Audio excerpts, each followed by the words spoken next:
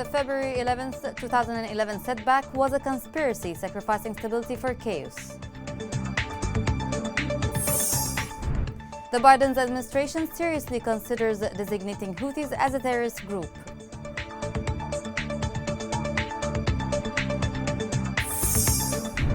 The government forces continue to make sustainable gains in Hajj.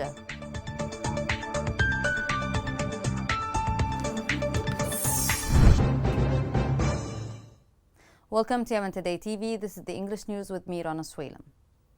11 years now since February 11th setback, which hit Yemen and the entire Arab world in 2011. What appeared as youth uprising has proven to be a conspiracy that targeted the stability of the country, as late President Abdullah Saleh referred to in the past. The following report looks at some consequences of that setback. These pictures summarize what politicians' disagreements have resulted in: a loss of the future and of the present of Yemenis, a turning from the built homes to the displacement camps and from safety to loss. The picture says how the year 2011 has done in Yemen and the Yemenis, who are now filling the open after the country was pushed into a real conflict. The days of Ali Abdullah Saleh were full of blessings. We were eating the best food.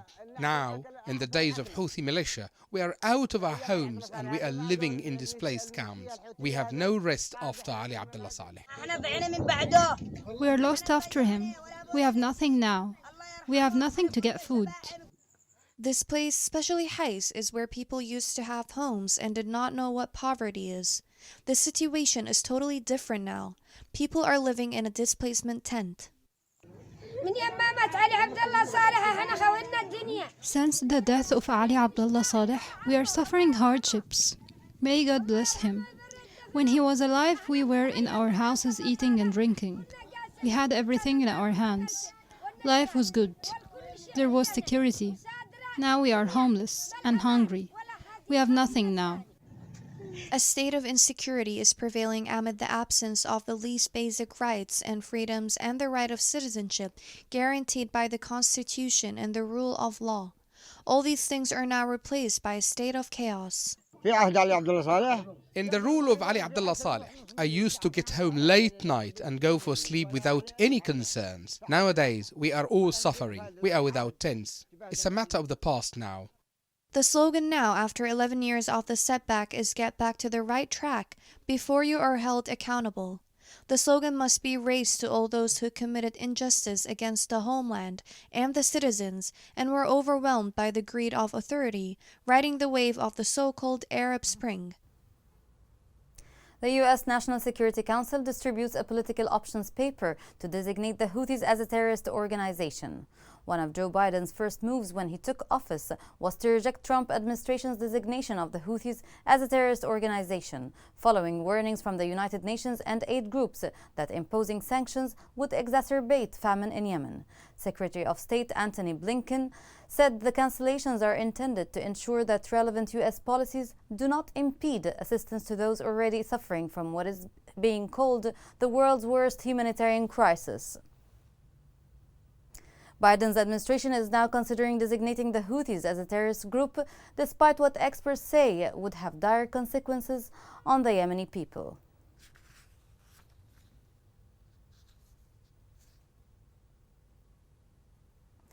The United Nations International Organization for Migration announced the displacement of more than 2,600 Yemeni families from several governorates since the beginning of this year.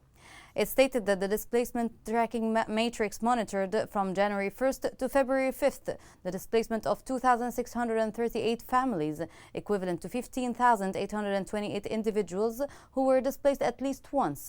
According to the organization, the governors of Hodeidah, Ma'rib and Taiz witnessed the most recent displacements.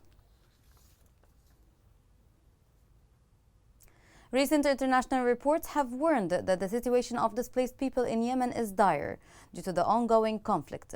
Oxfam has echoed such concerns and added that the escalations and landmines have added to the civilian suffering. The following report has more details. 1 year after the battle for Ma'rib Governorate escalated, The humanitarian situation has worsened as shifting front lines, airstrikes and landmines displace nearly 100,000 people, many of whom have already fled multiple times. Last month, 43 airstrikes hit civilian targets, representing more than a fifth of all strikes in Ma'rib since fighting increased in February last year.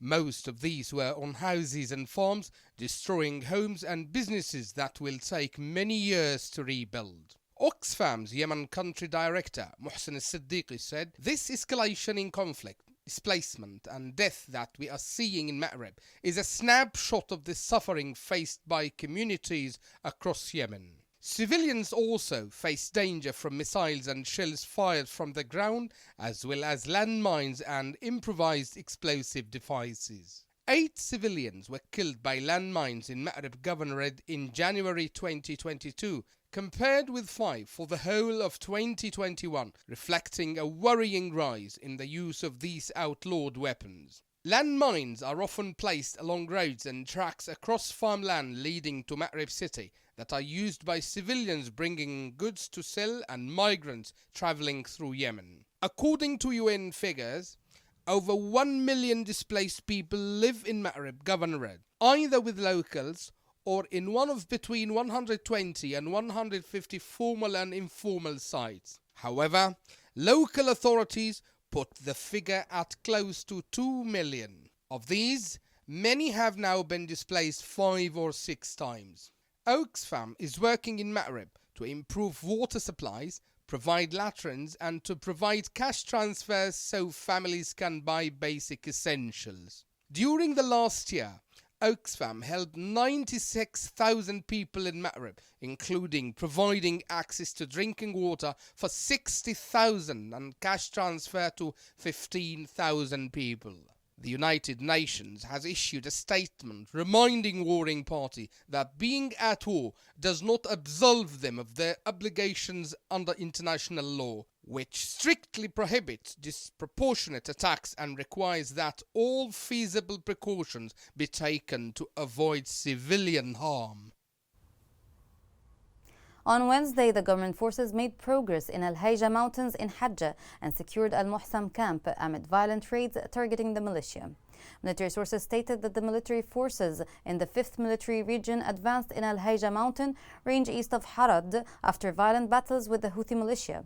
Also, Al-Muhsam camp was secured after advancing in Al-Hayja mountains, and violent attacks by the militia had been broken. The coalition fighters carried out several air raids targeting militia gatherings in the village of Hawthala and destroyed military vehicles, including a tank, a BMP, and a truck carrying weapons. The government forces managed to repel an attack by the Houthi militia on the positions of the National Army in Al-Malahiz front in Sa'da Governorate.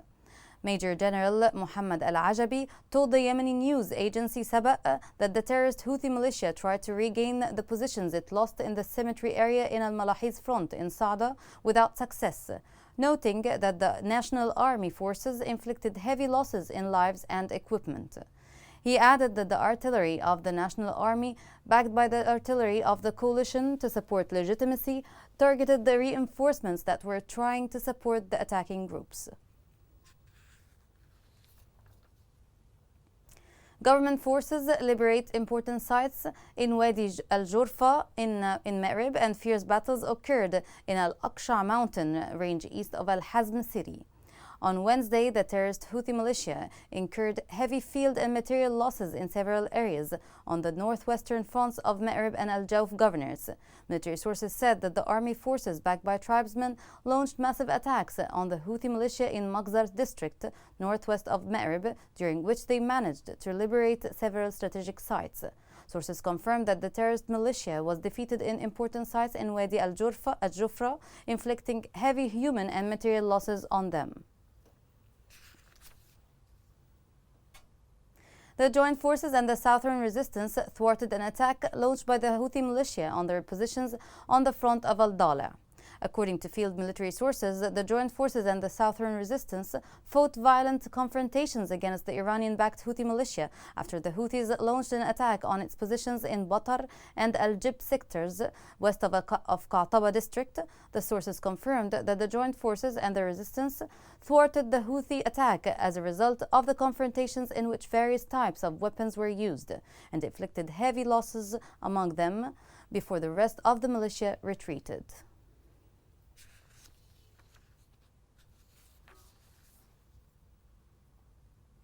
Today, the coalition in Yemen said 4 people, including travelers and workers in Abha airport, were slightly injured as shrapnel from a destroyed Houthi drone landed in the surrounding area. According to the Arab coalition, Saudi air defenses intercepted and destroyed the drone launched towards the airport.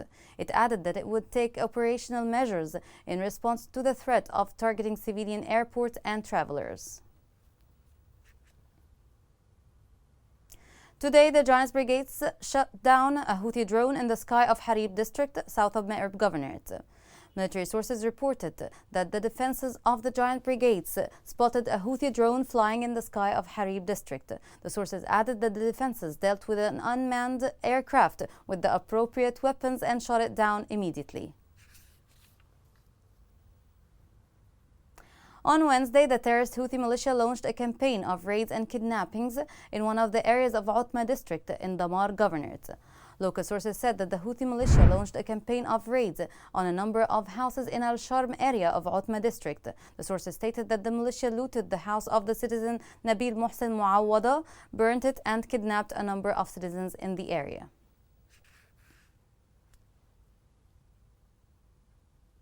Coming next.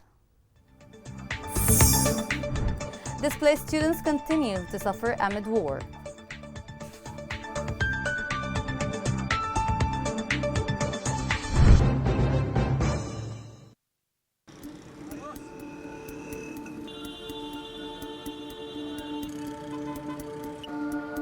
راتب الواحد 120 ألف والكيس الدقيق ب18 ألف والكيس السكر اليوم ب20 ألف.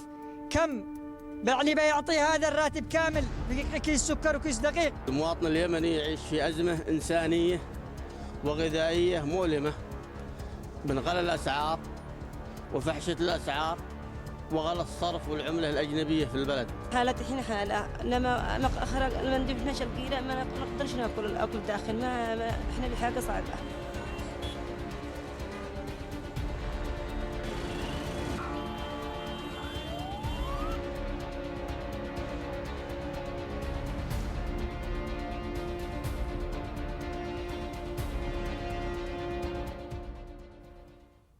Welcome back. The ongoing war has impacted everything in Yemen, especially displacement. Hundreds of students in camps cannot have education. The following report has more details. In Al-Laqa'a camp, 2,400 students have been deprived of educational facilities. Uncertainty hangs over a sizable segment of Yemen's youths, an unknown future awaiting thousands of them as they suffer deprivation of the right to education. Parents have set up makeshift classrooms using tents with a volunteering cadre from the camp's residents acting as teachers to primary stage students who numbered 640. This leaves older students with their fates up in the air as they await the intervention of humanitarian organizations or concerned government agencies. El Sumaya camp has a population of 3,800 families who were displaced from various districts in Ma'rib, such as Harib, El Juba, Sirwah, and El Rawda. This means we have over 2,400 children who are deprived of education. We are grateful to parents who have opened their homes to host classes and to school mothers who have passed their education on to these children. Fikriya is a math teacher who has offered to give lessons to children in the camp. She and her colleagues have volunteered to teach, but they were faced with a scarcity in equipment and supplies. A piece of cardboard, their only vessel for presenting information to the students. I'm a math teacher. I relay information to students however I can, either by using pieces of cardboard, notebooks, or sometimes walls. I don't like scribbling over the walls of people's houses, so we try to hoard as many notebooks and cardboard papers as we can. The tent has become the only real opportunity to continue education for children who found themselves stranded here following the recent waves of displacement spurred by the Houthi militia's bombing of their homes. Meanwhile, more than 2,000 children in the camp await an unknown future. We study in nests, and we call upon all humanitarian organizations to supply us with books, chairs, and boards. At the end of the day, we just want the best for our kids. We don't want to wait for the interference of humanitarian organizations. If they want to help, that's fine. But we're taking our own initiatives to build our kids' future, and the rest is in God's hands. Despite the bitterness of displacement, hundreds of students and their families in Al-Naqa'a camp insist on continuing their education, their only feasible refuge from uncertainty. Their determination is met by the negligence of government agencies and international organizations operating in Yemen. The Yemeni rial lost again in the city of Aden and the rest of the liberated areas amid popular fears of its repercussions on living life, while the bank announced stopping dealing with more than 20 companies and exchange facilities. Banking sources said that the Yemeni rial is losing its value again against foreign currencies in Aden and the rest of the liberated areas.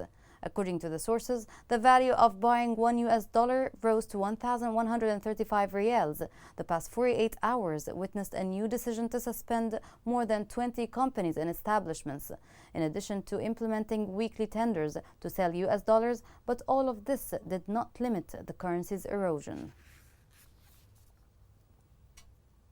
Local currency drop plus hard living conditions have burdened people nationwide. Citizens find it hard to secure basic food items, especially with salaries not being paid on regular basis. More details on this are within the following report. With the conflict continuing in 2022, the value of the Yemeni rial continues to drive large increases in food prices and pushing more people into extreme poverty. Socioeconomic conditions are deteriorating rapidly, further affected by declining remittance, trade disruption, severe fuel supply shortages, and the disruption and declining humanitarian operations. Economic prospects in 2022 and beyond will critically depend on rapid improvements of the political and security situation. Improved monetary supervision and policy controls could reduce currency exchange instability and temporarily limit abstract activities, with possible gains in the relative value of the US dollar in the South. The United Nations has called for urgent support to the Yemeni economy to maintain the stability of the collapsed local currency and to avoid a complete collapse of basic services facilities in the poor Arab country, which has been racked by a bloody war for 7 years. The Yemeni currency continued its rapid decline, reaching its lowest level ever against the dollar in the unofficial exchange market transactions. According to the United Nations, Yemen is suffering the worst humanitarian crisis in the world. It's facing unprecedented financial and economic pressures and difficulties due to the decline in oil revenues, which constitute 70% of the country's revenues, as well as the suspension of all foreign aid. The Yemeni oil company, which is under the control of the Houthi militia in the capital Sana'a, announced a new price for gasoline starting from today. The price of a 20-liter tank is for 9,900 rials, an increase of 500 rials from the previous price. This comes after the arrival of quantities of oil derivatives to Sana'a through the port of Hodeidah by several oil ships that were allowed to unload their cargo. Observers warned against limiting oil derivatives to the new price in certain stations, while they are sold at other stations for more than the specified price. The conflict has damaged most of the infrastructure of health facilities in the country. People do not have access to proper medical services, as hospitals lack basic equipment. All this reflected on the lives of people. The following report has more details. The Yemeni health sector is suffering from the consequences of prolonged and ongoing armed conflict, economic decline, and institutional collapse. Availability of functioning health infrastructure, such as hospitals and primary care centers, has dwindled under the weight of conflict, with a significant share of the population having challenges with access to health care. Currently, only 50% of the health facilities are fully functional, and over 80% of the population faces significant challenges in reaching food, drinking water, and access to healthcare services. Shortage of human resources, equipment, and supplies are severely hindering healthcare provision. Furthermore, conflict has exacerbated health challenges and resulted in weak governance for the healthcare sector. Deteriorating health conditions are reflected in different shapes, such as high levels of child malnutrition, low immunization rates, and outbreaks of communicable diseases. Maternal and child health are particularly affected by the worsening situation, with latest estimates pointing to 1 mother and 6 newborns dying every 2 hours. Additionally, conflict has also taken a direct toll on the health of the population and is now estimated to be the third main cause of death in Yemen.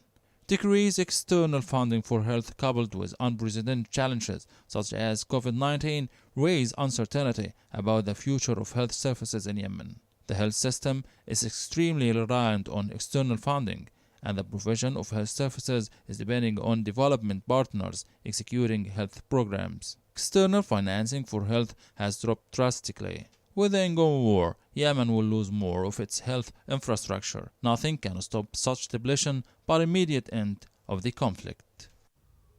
The National Committee Against Coronavirus recorded 36 new cases of the pandemic. Committee officials said 23 recovered cases were recorded and 5 deaths. The total confirmed cases are 11,640, including 2,098 deaths and 8,412 cases of recovery.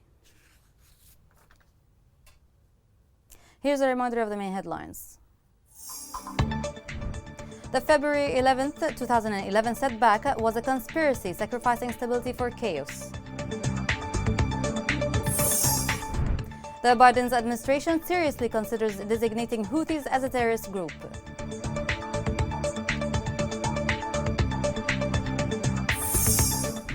The government forces continue to make sustainable gains in Hajj.